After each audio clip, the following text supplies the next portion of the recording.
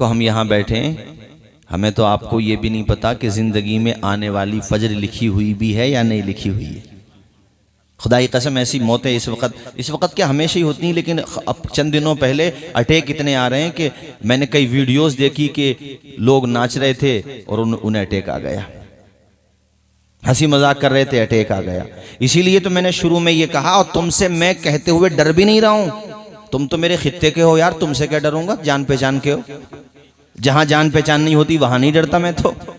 भाई डरना क्या, आदमी को हक बात बयान करना चाहिए, मगर मैं सख्ती के साथ नहीं, मोहब्बत के साथ बयान कर रहा हूं। और सख्ती के साथ भी बयान करूं तो क्या कर लोगे मेरा तुम?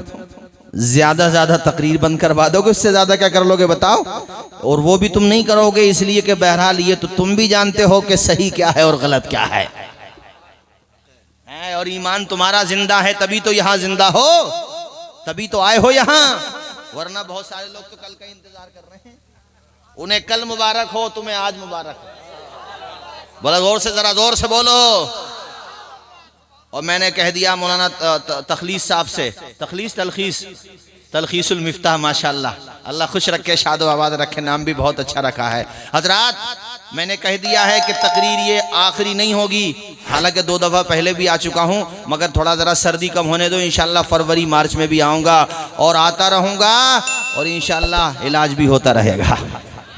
अरे यार, डॉक्टर कभी कभी कुछ सख्त गोली भी दे देता है तो मरीज के फायदे के लिए ही होती है, वो इंजेक्शन भी तो लगा देता है कभी कभी, और बोतल भी लगा देता है, तो उसमें बुरा थोड़ी मानना चाहिए। आपके चेहरे मुस्कुरा रहे हैं, जरा जोर से बोलो या रसूल अल्लाह, और मचल के बोलो। अभी अजीजम मौलाना फैजान साहब बता रहे थे ना हजरत बिलाल के बारे में, कितनी कुर्बानियां दी हैं, जरा सोचो। आज तो तुम्हारे कान पे कोई बंदूक लेके नहीं खड़ा है कि तू कलमा पड़ेगा तो कनपटी उड़ा देंगे, ऐसा तो कोई नहीं कह रहा ना कोई नमाज को रोक रहा। हम तो खुद ही बेहया हो रहे हैं, है ना, खुद ही बेगैरत हो रहे हैं, वरना कोई हुकूमत बताओ किसी ने मना किया है तुम्हें? कमी हमारी है। मैं कहता हूं किसी को बुरा मत कहो, अपने आप को देखो। सही है नहीं हजरत बात? कमी हमारी है। नाच गानों में देखो तो मैं वल्दियत के जा रहा,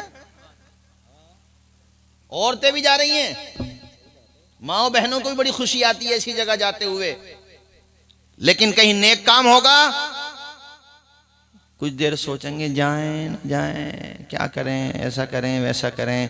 और यार, खुदा के नेक बंदों की महफिल में आना चाहिए, न जाने किसकी दुआ तेरा बेड़ा पार लगा दे। आना चाहिए, क्या पता कौन सी नेकी काम आ जाए। एक बंदा जहन्नम के पुल से, यानी जिसको पुल से रात कहते हैं, कितना बारीक है वो पुल बताओ मुझे? इसका मतलब जल्द से सुनते हो माशाल्लाह, बाल से ज्यादा और तलवार से ज्यादा एक बंदा गिर रहा होगा, ऐसे देखो, एक नूरानी हाथ जलवाबार होगा, उसको सहारा देगा, पार करा करके जन्नत तक पहुंचा देगा। ये बंदा कहेगा मैं तो कट फिट के नीचे गिर रहा था, तू कौन है, तूने मेरी हेल्प की? आवाज आएगी, मैं तेरी वो नेकी हूं जो तूने एक मौके पे की थी, तेरे दरवाजे पे एक मांगने वाला आया था ना, तूने उस कमजोर को खाना खिलाया था ना, भूखे को? कहा जी हाँ खिलाया था। कहा तेरी वही नेकी हूं जो आज तेरे काम आ गई। बोलो जरा जोर से बोलो यार। अल्लाह वालों के नाम पे, अल्लाह के नाम पे, उसके प्यारे नबी के नाम पर पैसा खूब इकट्ठा करो, मना नहीं कर रहा हूं मैं, लेकिन वो काम करो जो करना चाहिए, जिसे वो भी माने जो नहीं मानते हैं वलियों को, कि भाई हाँ ये काम तो है होने का। बोलो, अगर मेरी बात गलत हो तो बताओ भाई। अच्छा काम करो, सच्चा काम करो, नेक काम करो। अभी मेरे पास फोन आया, मैंने तकरीर में एक जगह कहा था मौलाना अतीक साहब, यही कि कंबल और लिहाफ बांटो, फोटो वोटो मत खिंचवाओ, उसके ज्यादा खामोशी से जिनके घरों में देना है उनके घरों पे पहुंचा दो, बस उनकी नुमाइश मत करो। गरीब बहनों की, बेटियों की, कमजोरों की फोटो खिंचवा रहे हो, वो अच्छी बात नहीं है, किसी का मजाक नहीं उड़ाना चाहिए। तो उन्होंने कहा कि अभी मैं आ रहा था यहाँ को, घर से निकला तो कॉल आई कि हजरत ऐसे ऐसे हम लोग कर रहे हैं, और माशाल्लाह अल्लाह ने चाहा तो अच्छे खासी तादाद में हम लोग तकसीम करेंगे। मुझे भी बड़ी खुशी हुई कि बहुत अच्छा काम है, नेकी का काम है। कितना दुआ देगा गरीब बच्चा, एक यतीम बच्चा और एक गरीब बहन, कितनी। और हमें क्या पता हमारी और आपकी जिंदगी में क्या लिखा हुआ है। आज भी तुम गुजरो, यहां से जाओ चंदोसी, चंदोसी से जाओ बिसोली, रास्ते में फुटपाथ पे कमजोर लोग मिल जाते हैं। स्टेशनों पे जाओ, बस स्टैंड पे जाओ, कितने लोग होते हैं जिनके पास ओढ़ने को चादरें तक नहीं होती सलीके की। उनकी मदद कर दो, उनके काम आ जाओ। हैं पहले ज़माने की एक औरत का वाक़या मैंने मुताद्दिद मरतबा सुनाया, मुझे याद आता, मैं आपको बता देता हूँ। वो औरत अपने मकान से चली थी, गोद में बच्चा ले लिया था और सर पे उसने कपड़ों की पुटलियाँ रख ली थी। वो नहर के पास जाकर के कपड़े धोने लगी, बच्चे को सुला दिया था एक दरख्त के नीचे। अल्लाह अल्लाह, दोपहर का वक्त हुआ, साथ में खाना भी ले गई थी। लोगों जब वो खाना खाने बैठी, इज़्जा साइल, अचानक कोई मांगने वाला फ़कीर आ गया, बूढ़ा फ़कीर। ऐ लोगों, आकर के वो सवाल करता, बहन मैंने कई रोज से खाना नहीं खाया, मैं भूखा भी हूँ प्यासा भी हूँ, मुझे थोड़ा सा खाना खिला दो, अल्लाह तुम्हें जन्नत का खाना खिलाएगा। औरत को तरस आ गया, रहम आ गया, उसने अपना सारा खाना उस बाबा को दे दिया, उस फकीर को दे दिया। वो दुआएं देता हुआ वापस चला गया। ऐ लोगों, जब कोई कमजोर आदमी भूखा प्यासा दिल से दुआएं देता है तो अल्लाह ताला अपने करम से उन दुआओं को कबूल फरमा लेता है। वो तो चला गया, इसके कुछ कपड़े बचे थे धोने से, धो लिए उसने। शाम का टाइम हुआ, बच्चे को इसने जिस दरख्त के नीचे लिटाया था वहां गई ताकि बच्चे को गोद में उठाए और कपड़े की पुटलियां बांध के अपने घर पे जाए। जाकर के जब देखा तो बच्चा गायब था, वहां था ही नहीं बच्चा, वहां से चला गया, पता नहीं कहां चला गया। हैरत में कि जरा सा बच्चा है, अल्लाह जाने कौन ले गया। अब माँ तो माँ होती है, जरा जोर से बोलो, माँ के नाम पर माँ तो, हाँ माँ तो माँ होती है। ये वाकया पूरा सुनाऊंगा मगर बताऊं, माँ माँ होती है। दो भाई थे, एक भाई जानता था दूसरे भाई के बारे में कि ये माँ के लिए कुछ भी कर सकता है। तो बंटवारा जब घर का हुआ, मालियत का, मकान का, जायदाद का, संपत्ति का, जेवरात का, तो उसने क्या चाल चली मौलाना फैजान, बोला भाई देख भैया ऐसा कर, या तो ये सारा सरमाया ले ले और माँ मुझे दे दे, या फिर तू ऐसा कर सरमाया मुझे दे दे और माँ तू ले ले। वो समझ गया कि ये क्या चाल चल रहा है, रोते हुए कहता है भैया तुमने बहुत घाटे का सौदा किया है, माँ के मुकाबले में चंद टकों को रख के तू ये समझता है कि ये माँ का मुकाबिल है। अरे तुझे सारा सरमाया हो, मुझे माँ का आंचल मुबारक। आयत में लिखा हुआ है, वो यही चाह रहा था जो कह रहा था। उसने बड़े खुश होके, और वो सोच रहा था कि अब इसे पता चलेगा बहुत मामा करता है ये, अब जब मजदूरी करेगा सब कुछ तो मैंने ले लिया। कहा भाई ये देख लिए एक मरतबा और का, देखना क्या है यार, तू सब दौलत ले ले, मुझे माँ की मोहब्बत दे दे। माँ को लेके वो दूसरे शहर चला गया, मजदूरी की, परेशानियां उठाई, मगर माँ की दुआ का तो साथ था ना। हजरत जिसके साथ माँ की दुआ हो वो कैसे कमजोर हो सकता है। माँ की दुआ कितनी बुलंद होती है, हाथ नीचे नहीं आते उससे पहले माँ की दुआ कबूल हो जाती है। वो दिन ब दिन तरक्की करता चला गया और जिस शहर में जाकर के बसा था उस शहर का सबसे अमीर बन गया माँ की दुआ की बरकत से।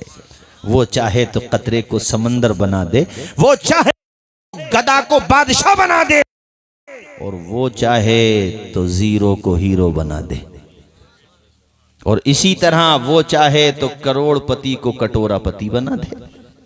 वो जिन्होंने सरमाया रोका था मौलाना तलखी साहब, वो ऐन गैन हो गए, कारोबार ठप होता चला गया, तिजारत में नुकसान होता चला गया।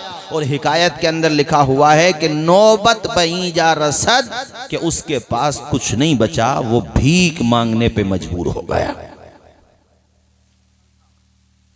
तो हम आज अपनी तकरीर में आप लोगों से ये भी कहना चाहते हैं, साहिबो अपनी माँ की इज्जत करो, बाप जिंदा है तो बाप की भी खूब खिदमत करो। अगर माँ बाप को नाराज करके तुम ये समझ रहे हो कि जलसे में जाके हमारी मगफिरत हो जाएगी, बहुत बड़ी गलत फहमी में हो। पहले आपको राजी करो, उसके बाद जलसे में आके सुभान अल्लाह बोलो।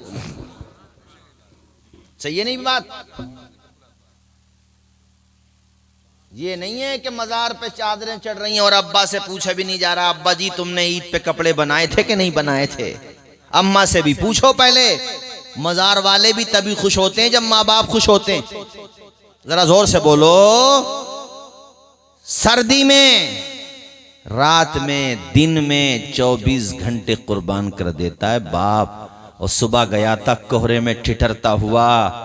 अरे तू बिस्तरा छोड़ के देख, पता चलेगा तेरा बाप कोहरे में ठिठरता हुआ गया था। दोपहर का भी खाना खाया ना खाया, शाम को घर जब वापस आया बच्चों को सोता हुआ देखा, उनके लबों की मुस्कुराहट ने बाप की थकान उतार दी। अल्लाह की कसम, इतनी मोहब्बत होती है अपनी औलाद से एक बाप को। बोलो, अगर मेरी बात सच्ची हो तो बोलो यार जोर से। लेकिन यही बाप जब बुढ़ापे में जाता है, उस बाप ने तो पाई पाई उठा दी बच्चों के लिए। अपने कपड़े बनाए ना बनाए मगर बच्चों के बनाए, औलाद के बनाए। अपने लिए सफर किया कि नहीं किया, अपने बारे में सोचा कि नहीं सोचा कि मेरा पासपोर्ट बन जाए, मैं भी विदेश जाना चाहता हूं। लेकिन औलाद के लिए सोच रहा कि मालिक मेरी औलाद ऐसी हो कि मेरी पूरी बस्ती में सबसे अच्छी अगर किसी की परवरिश हो तो मेरे औलाद की परवरिश हो। सबसे अच्छी हालत अगर किसी की हो तो मेरी औलाद की हो। ये अपनी औलाद के लिए माँ बाप सोचते हैं। हजरात जरा सोचो, तसव्वुर करो। और वही माँ बाप जब बुढ़ापे में जाते हैं तो 7 बेटों से, 8 बेटों से, 10 बेटों से, बास के तो 12 बेटे हैं। उन 12 बेटों से 2 माँ बाप की खिदमत नहीं हो पाती। मौलाना नूर मोहम्मद साहब, 2 बुढ़िया बुड्ढे हैं तो बुढ़ा एक भैये के पास है, बुढ़िया दूसरे भैये के पास है। यानी बुढ़िया कहीं खाना खा रही है बेचारी और बाप कहीं और खाना खा रहा। तुम्हें शर्म नहीं आती है? तुम्हारे घरों में बरकतें कहां से होंगी? कान खोलो, उस घर में बरकत नहीं होती जिस घर में भी माँ बाप की खिदमत नहीं होती। मौलाना साहब तावीज दे दो, घर में बरकत नहीं होती। अबे तावीज लटका रिया, खुद भी लटक जा उल्टा जा करके, तब भी कुछ नहीं होगा। पहले अपने माँ बाप को राजी कर। चंदोसी से जब तक तू आ नहीं जाता तेरी माँ को करार नहीं आता, पता नहीं मेरा बेटा क्यों नहीं आया अभी तक। बोलो, जोर से बोलो यार जरा। रहोली तक भी अगर गए हो और आने में ताखीर हो जाए और किसी वजह से मोबाइल स्विच ऑफ हो जाए, सब सो जाएंगे 12 बजे तक इंतजार करते करते, लेकिन तेरी माँ और तेरा बाप बार बार सोचेगा कि पता नहीं क्या हुआ क्या हुआ। बाप तो बेचारा पैदल चलते चलते वहीं पहुंच जाएगा देखते देखते। और माँ वो जो मुसल्ला बिछा करके अपना आंचल फैला के खुदा की बारगाह में तेरी जिंदगी की सलामती की दुआ मांग रही होगी। बहुत ऊंची इमारत हर घड़ी खतरे में रहती है, बुलंदी देर तक की शख्स के हिस्से में रहती है। ये ऐसा कर्ज है जिसको अदा में कर नहीं सकता। मैं जब तक घर न पहुंचूं माँ मेरी सजदे में रहती है। ये फसाना नहीं हकीकत है अपनी माँ से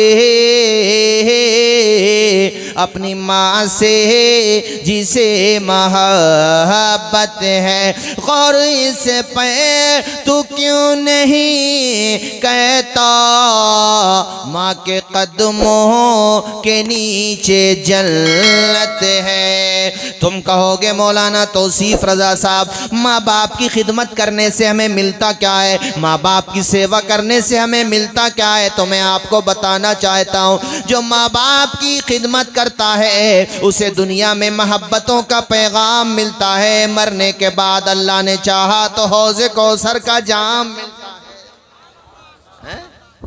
जरा ऊंचा बोलो एक मर्तबा, माँ बाप के नाम पर और जोर से बोलो।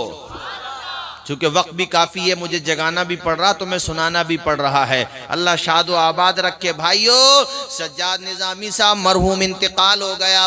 वो माँ बाप के लिए 2 मिसरे पढ़ा करते थे, मुझे याद आते, मैं आपको सुना देता हूँ। वो जीते जी दुनिया में जन्नत का मज़ा लेंगे, वो जीते जी दुनिया में जन्नत का मजा लेंगे, जो बाप को खुश रखेंगे और माँ की दुआ लेंगे। लेकिन जो बाप हजरात हैं यानी आप हजरात हैं और आपके अलावा जो सो रहे हैं वो आप हजरात, वो भी सुने। सबसे कह रहा हूँ, बाप हजरात की जिम्मेदारी भी है कि बच्चों के सामने ऐसे प्रोग्राम प्रस्तुत करें जो बच्चों पे अच्छा असर पड़े। ऐसे ना करें कि बच्चे भी कहें जब अब्बा जी मौका मार रहे हैं तो हमारा ही क्या जा रहा है। भाई ठुमके लगाएंगे तो क्या होगा बताओ भाई, बताओ गलत तो नहीं है मेरी बात यार। वो मुझे एक बात याद आ रही है, सुना दूं? बताओ इजाजत दें तो। मेरे जहन से मुकम्मल तरीके से बात मतलब ये था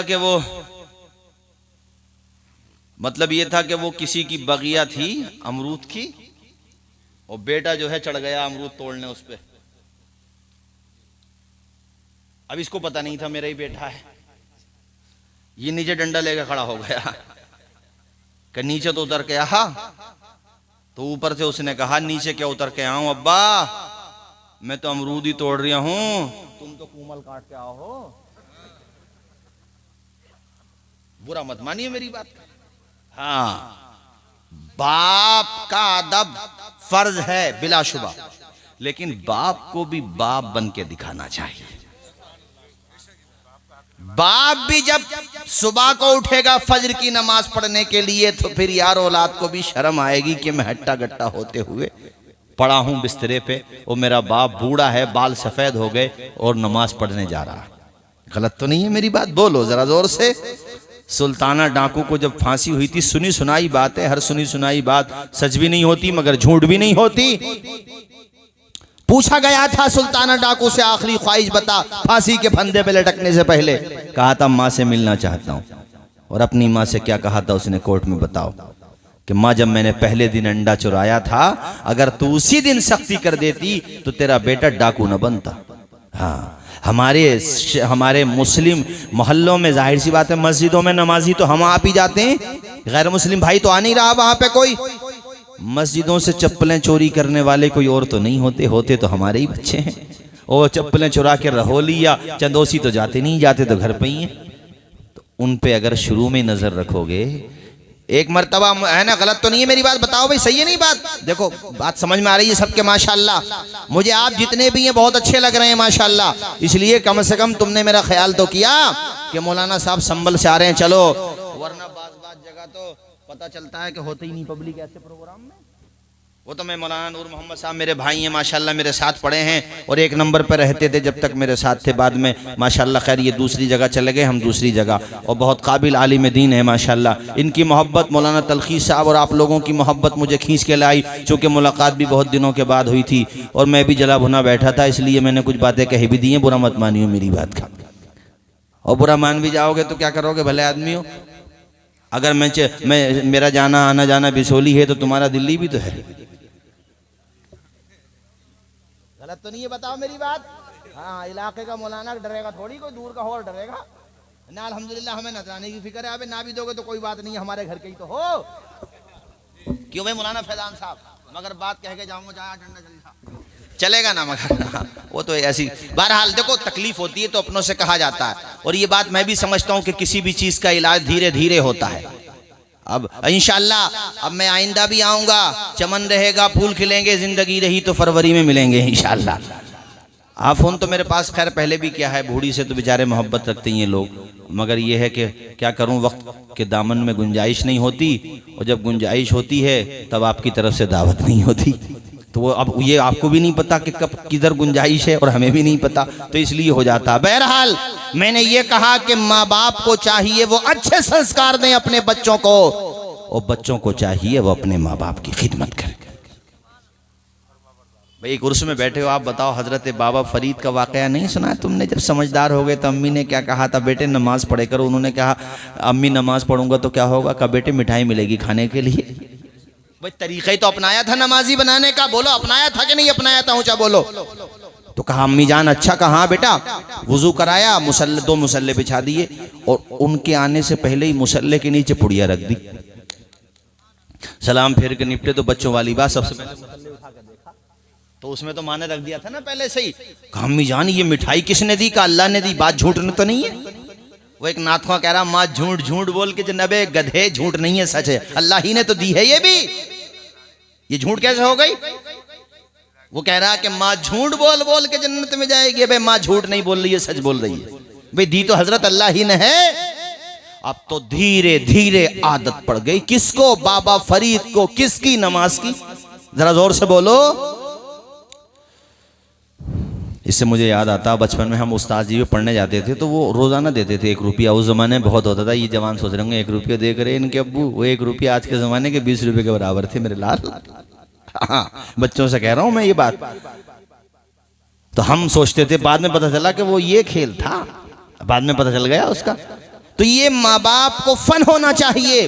अब एक दिन अपने दोस्तों के साथ बाबा फरीद निकल गए जंगल में हजरत। अब जंगल में जब पहुंचे, अजान का टाइम, उधर माँ ने मुसल्ला बिछा दिया, मेरा बेटा नहीं आया। अम्मा बड़ी परेशान कि या अल्लाह मेरा बेटा नमाज ज़रूर पढ़ेगा और नमाज पढ़ने के बाद वो मिठाई तलाश करेगा, अगर नहीं मिली तो मेरे बेटे का एतमाद टूट जाएगा। मालिक तेरी चौखट तक लाना मेरा काम था, उसे मंजिल तक पहुंचाना तेरा। और फिर क्या हुआ पता है? बाबा फरीद ने अपने दोस्तों से कहा, भाई नमाज नहीं पढ़ते हो, तुम्हारी माएँ नमाज नहीं सिखाती हैं? उन्होंने कहा, भाई हमारी माएँ तो नहीं सिखा रहे। कहा हमारी अम्मी तो सिखाती हैं। तो उन्होंने भी वही बच्चों वाली बात कहा कि नमाज पढ़ेंगे तो क्या फ़ायदा होगा भाई? कहा नमाज पढ़ोगे तो मिठाई मिलेगी। कहा जंगल में मिठाई? जंगल में तो मिठाई का जायका भी ज़्यादा होता है ना, बोलो होता कि नहीं होता? अब ऐसा ही हुआ। अरे आप तो हमारे बड़े हैं, आप दुआएं दे दें वही बहुत है। ये काम तो जवान करने को है ही माशाल्लाह।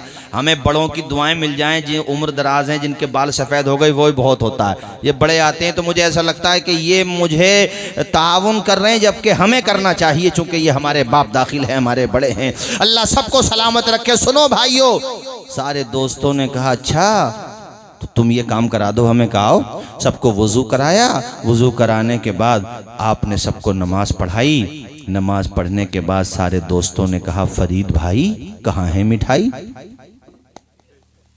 कुछ समझ में आई? तुम्हें मिलेगी मिठाई, बोलो इंशाअल्लाह, जरा जोर से बोलो। उन्होंने कहा अच्छा जरा देखो, उठा करके देखो। कपड़े बिछा लिए थे, चटाई वटाई जो भी उनको मयस्सर आई जंगल में। अल्लाह की शान देखो, सबकी आंखें फटी की फटी रह गईं।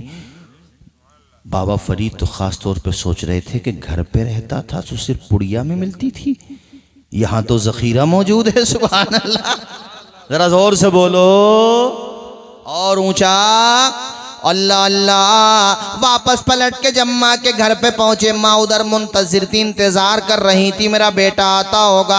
माँ ने बेटे के चेहरे को देखा तो डरते डरते पूछा मेरे लाल नमाज तो नहीं छोड़ी? माँ से फरीद कहते अम्मी जान नमाज कैसे छोड़ सकता हूँ, नमाज की आदत पड़ गई, नमाज नहीं छोड़ सकता।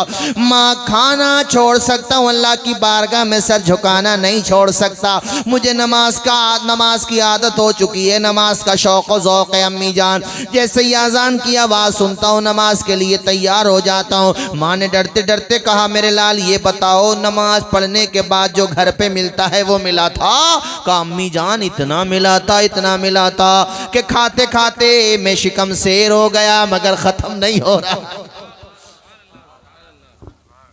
ये बात समझ में नहीं आई, माँ के घर पे कम क्यों, बाहर ज़्यादा क्यों? और ऊंचा बोलो, वलियों से मोहब्बत करने वालों ऊंचा बोलो। भाई घर कम बाहर ज्यादा, इसकी वजह क्या है? तो माँ ने सर पे हाथ रख के कहा बेटा घर पे अल्लाह ताला ही देने वाला था, मगर ये काम अल्लाह मुझसे ले रहा था, ये काम अल्लाह मुझसे। और बाहर हुआ ये मेरे लाल, तेरे और उसके बीच में कोई वास्ता नहीं था, डायरेक्ट मिल रहा था। सुभान अल्लाह, जरा जोर से बोलो ना सुभान अल्लाह। हैं सूखी टहनी को साज देता है, पत्थरों को भी नाज देता है, उसकी कुदरत के सब करिश्मे हैं, उसकी कुदरत के सब करिश्मे हैं, जिसको चाहे नवाज देता है।